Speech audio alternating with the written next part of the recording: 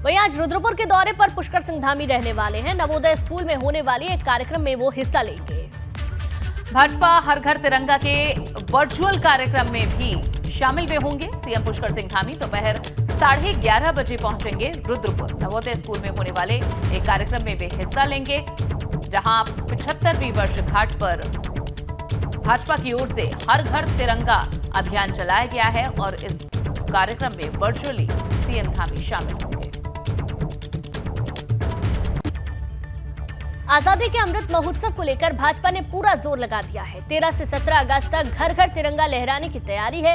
इसके साथ ही प्रभात फेरी का भी आयोजन होना है। महोत्सव को लेकर भाजपा कोई कोर कसर छोड़ना नहीं चाहती है। कैसी है तैयारियां, किस तरह से मनाया जा रहा है ये उत्सव, देखिए इस रिपोर्ट।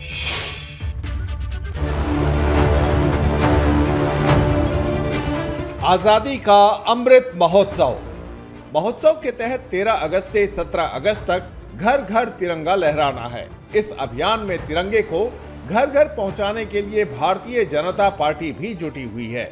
इसी को लेकर पश्चिमी उत्तर प्रदेश के 3 मंडलों के 16 जिलों में झंडा विक्रय केंद्रों की शुरुआत की गई। अभी भाजपा के जिला कार्यालय है, उनमें बिक्री केंद्र बनाया है और प्रारंभ हो गए हैं बिक्री के। देश भर में आजादी का अमृत महोत्सव चल रहा है। इसी कड़ी में 4 दिन हर घर तिरंगा लहराएगा। भाजपा आयोजन को सफल बनाने में कोई कसर नहीं छोड़ रही है। 13 से 17 अगस्त के बीच हर घर तिरंगा फहराए जाने के साथ ही प्रभात फेरी भी निकाली जाएगी। Bureau report, ABP Ganga.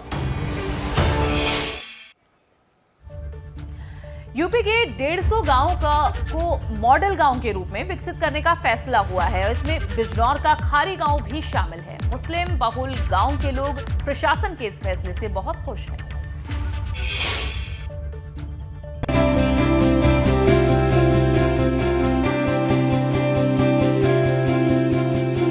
ये बिजनौर का गांव कारी है।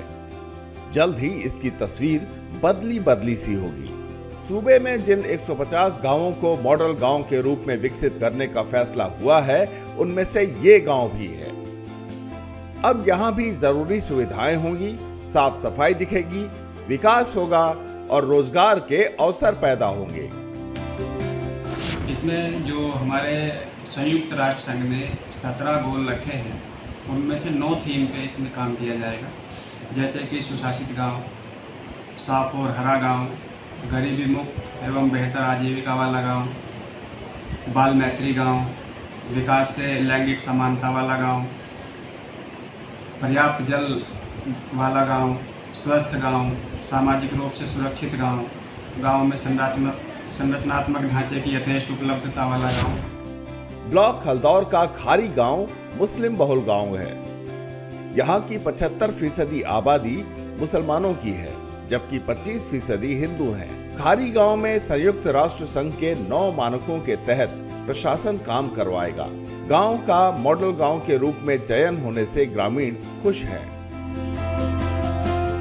आपको कैसा महसूस हो रहा है? हमें बहुत गर्व हो रहा है इस बात के ऊपर। योगी सरकार को क्या धन्यवाद? सरकार का बहुत बहुत धन्यवाद है कि भाई हमारा गांव, एकमात्र हमारा गांव इस चीज़ के लिए चुना गया है।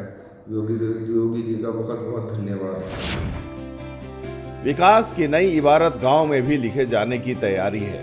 कोशिश है कि वो सारी सुविधाएं हों जो एक गांव में होनी चाहिए। पहल ऐसे गांव के निर्माण की है जो इलाके के लिए आदर्श बने। बिजनौर से एबीपी गंगा के लिए सरफराज खां की रिपोर्ट।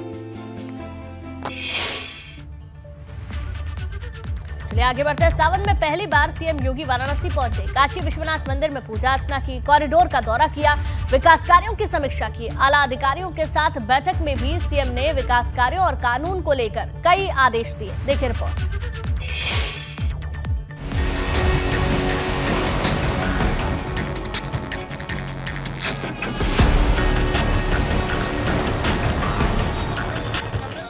ये सीएम योगी का सावन महीने में पहला वाराणसी दौरा है।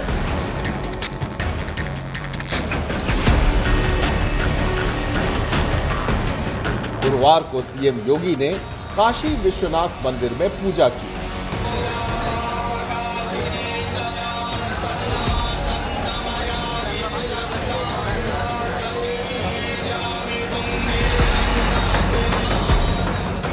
योगी काल भैरव मंदिर भी पहुंचे और पूजा अर्चना की।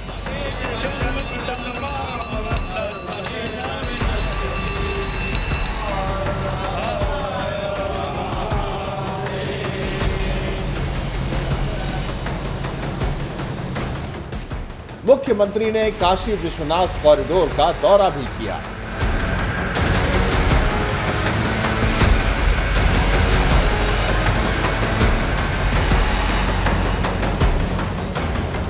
इसके साथ ही मुख्यमंत्री ने वाराणसी में चल रहे विकास कार्यों का निरीक्षण किया और मंडल अधिकारियों के साथ बैठक की। मीटिंग में विकास परियोजनाओं और कानून व्यवस्था को लेकर चर्चा हुई। Bureau report, ABP Ganga. चलिए अब बात करेंगे राम मंदिर निर्माण की। आज भव्य राम मंदिर निर्माण का काम दिखाया जाएगा। श्री राम जन्मभूमि ट्रस्ट मंदिर निर्माण के काम को दिखाएगा। श्री राम जन्मभूमि पर चल रहे भव्य मंदिर निर्माण को देखने के लिए मंदिर ट्रस्ट ने मीडिया को भी आमंत्रित किया है। 2 महीने के बाद मीडिया को आज 5 अगस्त को कार्यक्रम की तैयारियों को देखने के लिए बुलाया गया है।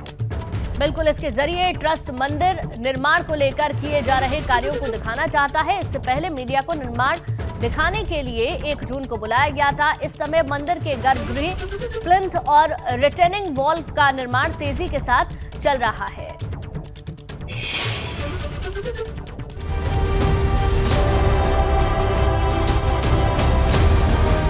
राम मंदिर भूमि पूजन के आज 2 साल पूरे हो गए। पीएम नरेंद्र मोदी ने 5 अगस्त 2020 को अयोध्या में राम मंदिर का भूमि पूजन किया था। 5 अगस्त वो तारीख थी जिसका लोगों को करीब 500 सालों से इंतजार था। सालों का इंतजार 2020 में पूरा हुआ। अयोध्या में जन्मभूमि पर राम मंदिर के निर्माण के लिए प्रधानमंत्री नरेंद्र मोदी ने मुख्यमंत्री योगी आदित्यनाथ के साथ साथ संत समाज और लोगों की मौजूदगी में भूमि पूजन किया। राम मंदिर का निर्माण लगातार चल रहा है। इधर राम लला के दर्शन के लिए सुबह 7 बजे से 12 बजे तक और दोपहर 2 बजे से 7 बजे तक कुल 10 घंटे का समय तय किया गया है। 12 अगस्त तक के लिए दर्शन समय में दोनों बेला में 1-1 घंटे बढ़ा दिए गए हैं। भूमि पूजन के 1 साल पूरा होने पर 2021 में सीएम योगी अयोध्या पहुंचे थे। इस दौरान मुख्यमंत्री ने पूजा की थी। सीएम नियमित अंतराल पर निर्माण के काम की जानकारी लेने अयोध्या जाते रहते हैं।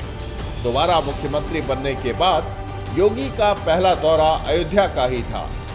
Bureau report, ABP Ganga. बढ़ेंगे आगे। पिता और पुत्र दोनों माननीय हैं। पकौड़ी कौल सांसद हैं तो राहुल प्रकाश कोल विधायक हैं। आरोप है कि पिता पुत्र की किसान सम्मान निधि का पैसा ले रहे हैं। बिल्कुल, मामले का खुलासा हुआ तो हड़कंप मच गया। मामले की जांच की जा रही है। देखिए आप रिपोर्ट।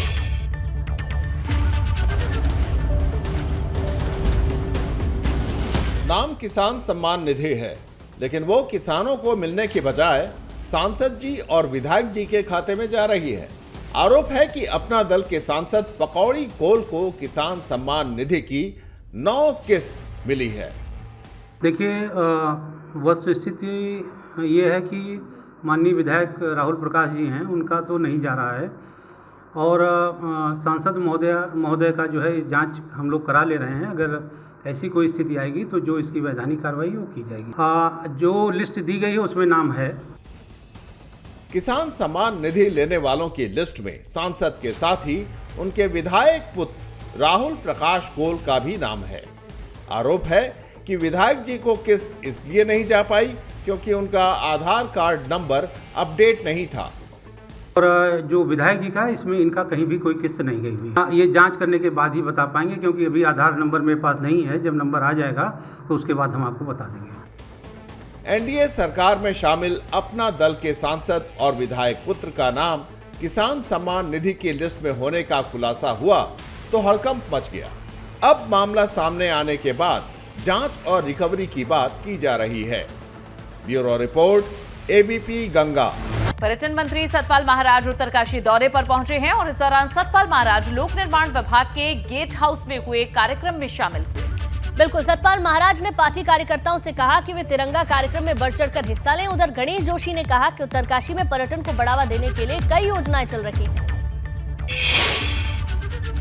मैं समझता हूँ इस इलाके के लिए बहुत ही एक ऐतिहासिक चीज होगी। करतांग गली जो 150 वर्ष पहले जो तिब्बत से व्यापार होता था, आज बनकर तैयार हो गई है। उसका और थोड़ा विस्तार हम करेंगे और भी वहाँ फैसिलिटी डेवलप करेंगे। उधर मसूरी की ITBP एकेडमी में 72 फीट ऊंचा तिरंगा फहराया गया। फ्लैग फाउंडेशन ऑफ इंडिया के सहयोग से एकेडमी में ये तिरंगा फहराया गया। आजादी अमृत महोत्सव को लेकर ITBP देश की अलग अलग 75 चोटियों पर तिरंगा फहराएगी, जिसके लिए तैयारियां की जा रही हैं। ITBP जो है वो सीमावर्ती जितने भी एरिया हैं उसमें हम झंडे के महत्व को लेके जा रहे हैं। उसी क्रम में यह झंडा, जो विशाल झंडा जो हम लोगों ने एकेडमी में फहराया है, ये यहाँ के हमारे प्रशिक्षुओं को, हमारे ऑफिसर्स को और शहर के लोगों को और यहाँ विजिट करने वाले जितने भी टूरिस्ट होंगे उन सबको प्रेरणा देगा। उधर देहरादून में आम आदमी पार्टी ने तिरंगा यात्रा निकाली। इस दौरान आम आदमी पार्टी कार्यकर्ताओं ने 101 फीट लंबे तिरंगे झंडे के साथ तिरंगा यात्रा निकाली। अब भी तिरंगा यात्रा की शुरुआत घंटाघर से हुई, जहां बड़ी संख्या में आम आदमी पार्टी के कार्यकर्ता इसमें शामिल हुए। तो आम आदमी पार्टी की तरफ से ये तिरंगा यात्रा निकाली गई। देहरादून में काफी संख्या में यहां बाइक पर और पैदल पार्टी के कार्यकर्ता आप देख सकते हैं, जहां आजादी का अमृत महोत्सव और इसमें हर घर तिरंगा अभियान भाजपा की तरफ से चलाया गया है। इस बीच आम आदमी पार्टी ने भी तिरंगा यात्रा निकाली।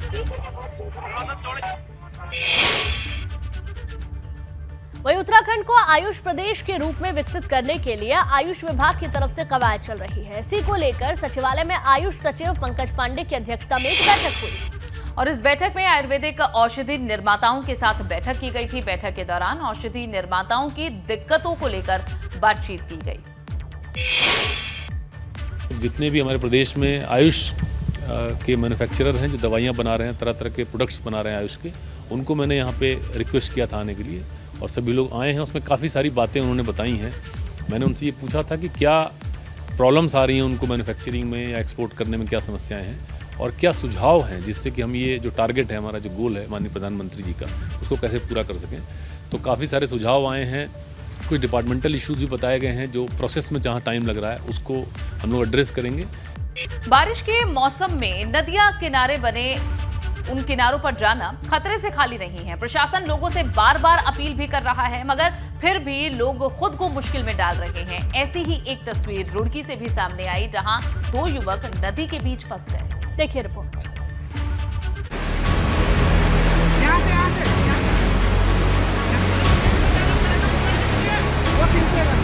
इन युवकों को क्या पता था कि नदी के बीच मौज मस्ती के लिए जाना इनकी जान पर आफत बन जाएगा।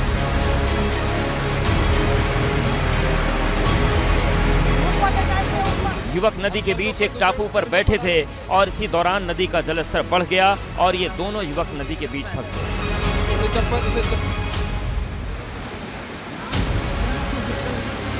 ये तस्वीर रुड़की की है। सोलानी नदी का जलस्तर अचानक बढ़ गया। देखते ही देखते पानी इस कदर आया कि युवक बाहर नहीं निकल पाए।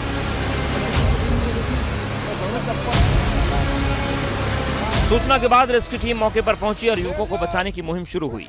रेस्क्यू टीम ने अपनी जान जोखिम में डालकर किस तरह से युवकों को रेस्क्यू कर लिया, जिससे इनकी जान बच गई।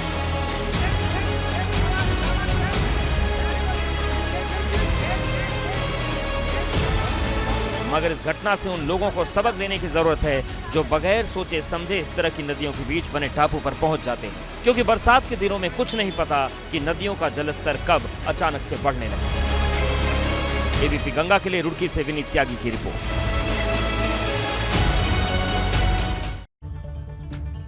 खराब मौसम को देखते हुए टिहरी जिले में पूर्ति विभाग अलर्ट पर है। पूर्ति विभाग ने जिले के संवेदनशील और अति संवेदनशील क्षेत्रों में सितंबर महीने तक का राशन भिजवा दिया है। जिला पूर्ति अधिकारी का कहना है कि सभी कर्मचारियों को अलर्ट पर रहने के निर्देश दिए गए हैं। साथ ही जिले में राशन की कोई कमी नहीं है। साथ ही यहाँ भिलंगना ब्लॉक में बूढ़ा केदार और पिंसवाड़ रोड टूटने के कारण पिंसवाड़ क्षेत्र में खच्चरों के जरिए अब राशन पहुंचाने की कोशिश की जा रही है। हमारे टिहरी जनपद में 11 गोदाम ऐसे हैं जिसमें प्रताप नगर का एरिया है, थोड़ा धनौल्टी वाला एरिया है, जिनमें रोड ब्लॉक हो जाती हैं। इसलिए हमने सितंबर तक का राशन वहाँ उपलब्ध कराया है। इसके अलावा जो ये इस तरह के इंटीरियर वाले इलाके हैं वहाँ क्योंकि जो भी दुकानें उनमें से जैसे पिंसवाड़ वाला इलाका है जिसमें जुलाई में रोड ब्लॉक हुई थी, वहाँ क्योंकि खच्चर के माध्यम से और घोड़ों के माध्यम से राशन जाता है, तो ऐसे जनपद में खाद्यान्न को लेकर अभी ऐसी कोई संकट की स्थिति नहीं है। और चलिए अब बात करते हैं उत्तराखंड कांग्रेस की, जहां देहरादून में आज कांग्रेस का हल्ला बोल देखने को मिलेगा। जहां बढ़ती महंगाई, बेरोजगारी, जीएसटी, अग्निपथ योजना के विरोध में कांग्रेस आज राजभवन कूच करेगी। पेट्रोल, डीजल, रसोई गैस, खाद्य तेल, अनाज, दलहन जैसी जरूरी चीजों की आसमान छूती कीमतों के विरोध में आज 5 अगस्त को राजभवन कूच की तैयारी की गई है। कांग्रेस के सभी नेता आज इस विरोध प्रदर्शन को देखते हुए देहरादून में मौजूद रहेंगे। बिल्कुल ये बड़ी जानकारी आपको दे दें, कई मुद्दों को लेकर भाजपा सरकार पर अपना विरोध कांग्रेस की ओर से जताया जाएगा, जिसको लेकर कांग्रेस का आज हल्ला बोल का कार्यक्रम है।